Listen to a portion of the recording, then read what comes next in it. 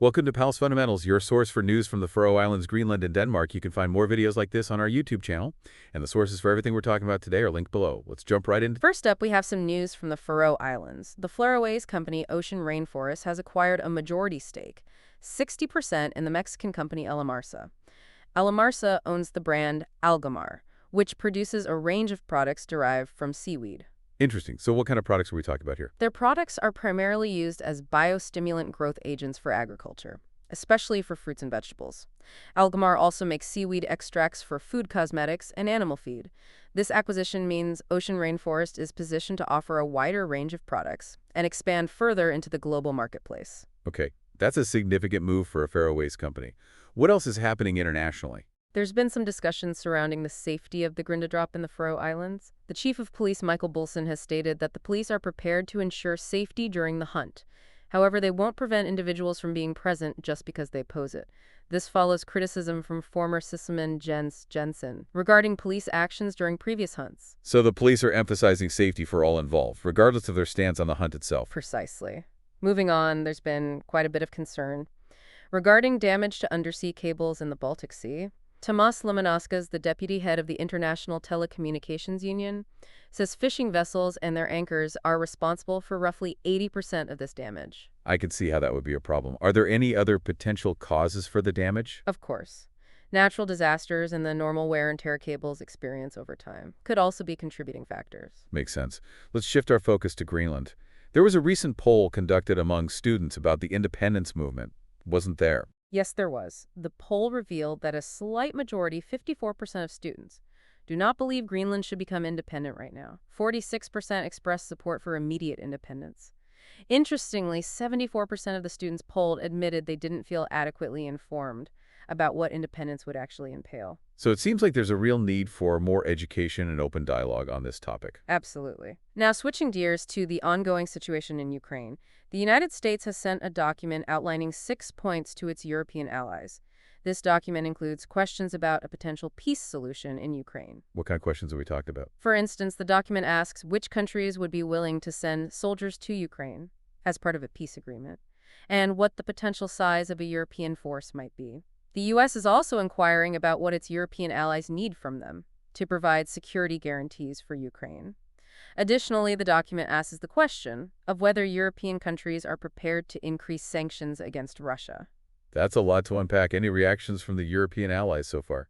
Well, there has been some pushback. Regarding the delegation the U.S. sent to the peace talks on Ukraine and Saudi Arabia, retired Lieutenant General Army Bård Dalharg's former chief of defense, and Norway's representative to NATO's military committee, has publicly criticized the delegation. What exactly are his concerns? He referred to the delegation as amateurish and expressed doubts about their expertise on both the region and the conflict itself. That's a pretty strong statement. What about Russia's stance on all of this, particularly Ukraine's potential entry into the European Union?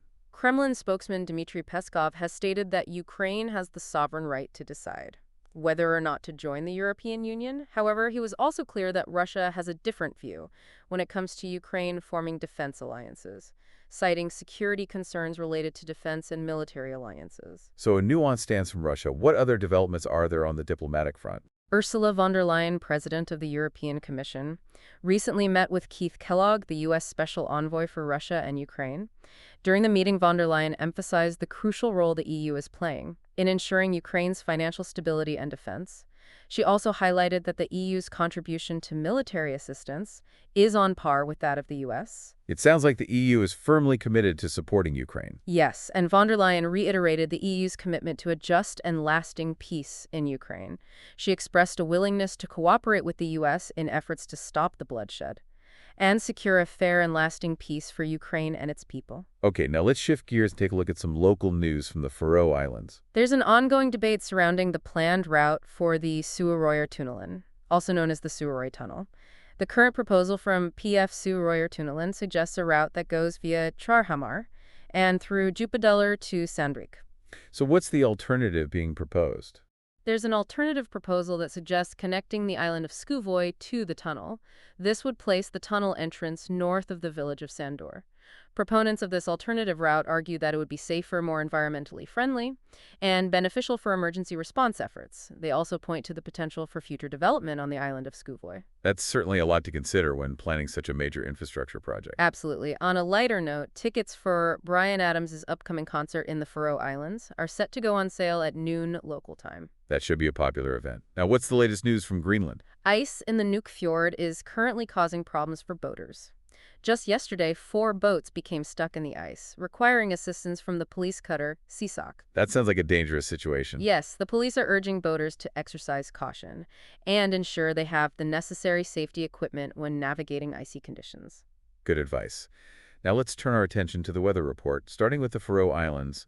A high-pressure system over Norway and the Norwegian Sea is bringing stable weather to the Faroe Islands. However, a low-pressure system south of Greenland is deepening and expected to bring precipitation to the island over the coming days. Currently, the Faroe Islands are experiencing a southeast wind blowing at 8 to 13 meters per second. This is expected to increase to 10 to 15 meters per second with gusts of up to 18.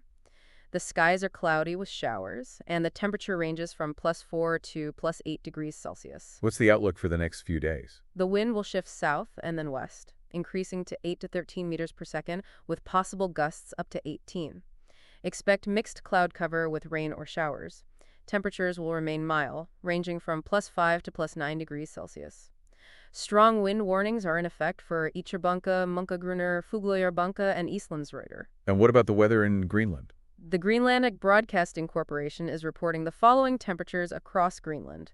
Summit Camp -37 Celsius, Station Nord -28, Kangerlussuaq -15, and Nuuk -1 Celsius. Now let's turn our attention to Denmark. Denmark's Prime Minister, Mette Frederiksen, has declined to take questions from the press. Following her recent statements about the seriousness of the current geopolitical situation, her only public appearance will be an interview on God Morgen Denmark. What has she said about the situation? The Prime Minister has warned that Danes will feel the consequences of increased spending on defense. A multi-billion-dollar fund for the military is expected to be announced soon. What will that mean for the average Dane?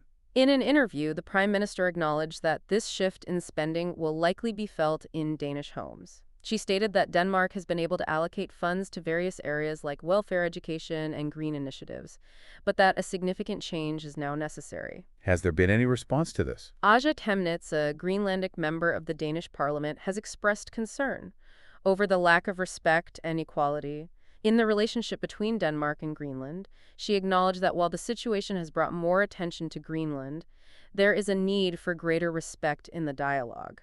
Has the Prime Minister responded to this? Prime Minister Frederiksen admitted to being surprised by the number of Greenlanders who feel disrespected. She emphasized that any relationship is built on fundamental values, including respect for one another. She believes that Denmark and Greenland should continue to collaborate on developing a more respectful relationship. It sounds like there are some complex dynamics at play between Denmark and Greenland right now. Anything else to report on? That covers the major news stories for today. Well, this has been a really informative look at what's happening in the Faroe Islands, Greenland, and Denmark. Thanks for breaking it all down for us. You're very welcome. That's all for today's news report from Powell's Fundamentals. Be sure to subscribe to our YouTube channel for more news updates from the Faroe Islands, Greenland, and Denmark. We'll see you next time.